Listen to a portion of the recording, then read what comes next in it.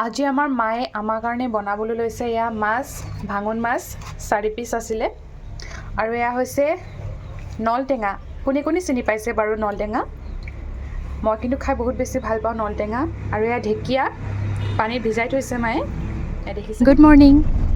আজি ইলিয়ানা আৰু মোক আপোনালোকে বাছত দেখা পাইছে। আচলতে আমি গৈ আছোঁ আজি মাজুলীলৈ বুলি। বহুতে হয়তো জানি মোৰ ঘৰ মাজুলীত, মোৰ মা দেউতাৰ ঘৰ মাজুলীত। আৰু আজি আমি তেজপুৰ লখিমপুৰ হৈ গৈ আছোঁ মাজুলীলৈ। ৰাতিপুৱা 9 বজাতে আমি উঠিলোঁ বাছখনত আৰু এতিয়া গৈ আছোঁ মাজুলীলৈ বুলি। ঘৰ গৈ পাম আমি 5টা 5:30 মান বজাত গৈ পাই যাম আমি। কমলাবাৰীলৈকে ডাইৰেক্ট যাব বাছখন। আৰু এয়া অলপমান লৈ আহিছিলোঁ মই ফ্ৰুট, ইলিয়ানাক দিম খাবলৈ। তাই ফ্ৰুট খাই মেলাই অলপমান ধেমালি কৰি আছে। সৰু ছোৱালী অকণমান আমনিও পাইছিলে গাড়ীত, তথাপি বাৰু দিগদাৰ দিয়া নাছিলে। ৰাস্তাতে 12টা বজাতে ৰাখিলে ভাত খাবলৈ, কিন্তু মই ঘৰত অলপমান ভাত খাই আহিছিলোঁ, গতিকে মই খালোঁ একাপ চাহ আৰু ইলিয়ানাই এটা আইচক্ৰীম খাইছে। মই ইলিয়ানাৰ কাৰণে টিফিন লৈ আহিছোঁ, অকণমান ভাত, পাস্তা এনেকৈ বনাই তাইক তেনেকেই খুৱাই দিলোঁ। মাজুলীত কোন আছে? কোন আছে মাজুলীত?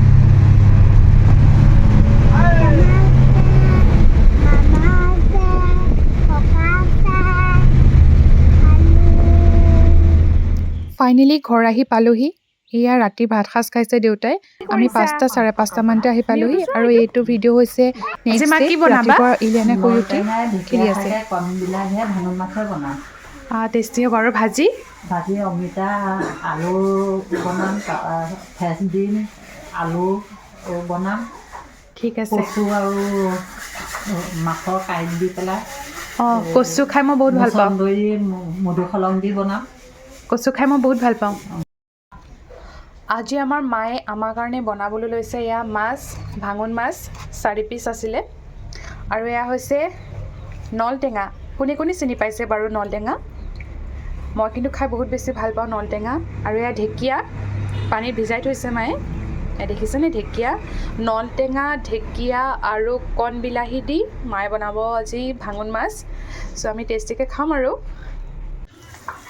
এইফালে মায়ে মাছখিনি তেলত দি দিলে আৰু বিলাহী আৰু পিঁয়াজ দি পেলাই শাকখিনি দি দিলে। নলটেঙা আৰু ঢেকীয়াখিনি কাটি লৈ সৰু সৰুকৈ মায়ে দি দিছে।